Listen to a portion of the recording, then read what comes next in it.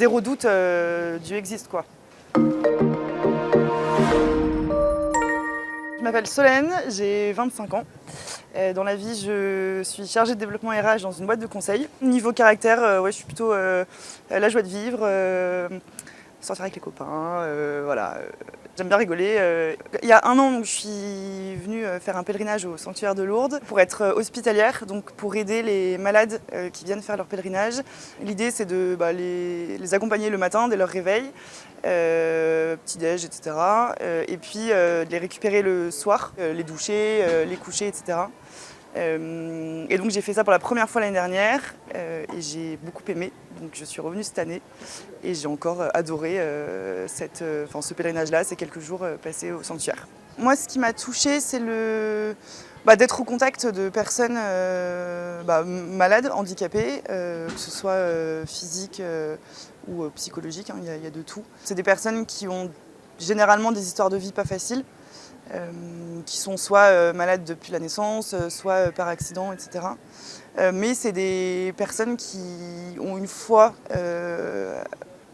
énorme, et c'est plus par cette transmission entre, un échange en fait avec un malade et moi, c'est plus ce côté-là qui me touche et qui m'a moi, en tout cas aidée dans ma foi.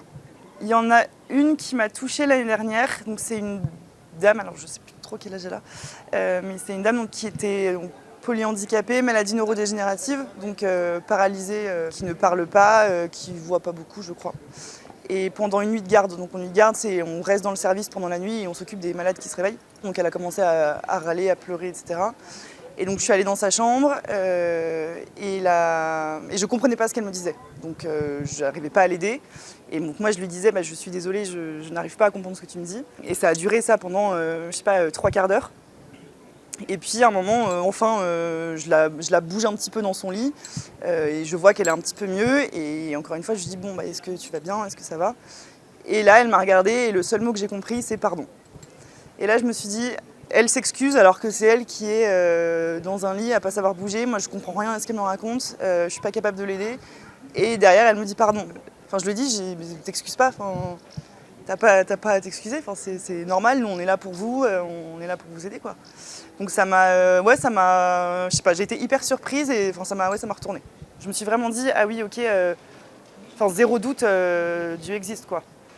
Et ça m'a confortée en fait, et ça m'a rassurée aussi un petit peu sur la foi que j'avais à ce moment-là, et ça l'a renforcée, oui. Je pense que ça m'a aidée à comprendre que, nous on est en super forme, on a de la chance, et en fait il y a des personnes qui n'ont rien, et ils sont hyper heureux, et nous en tant que bons français, on râle pour rien, on se plaint souvent, et donc j'essaye de relativiser un petit peu plus, ouais. Donc pour moi Jésus, c'est quelqu'un à qui on peut confier des personnes dans nos prières, c'est quelqu'un pas qui régit nos vies, mais qui, je pense, apporte un regard sur nos vies et qui nous aide à prendre tel ou tel chemin. C'est quelqu'un qu'on peut remercier, à qui on peut demander pardon.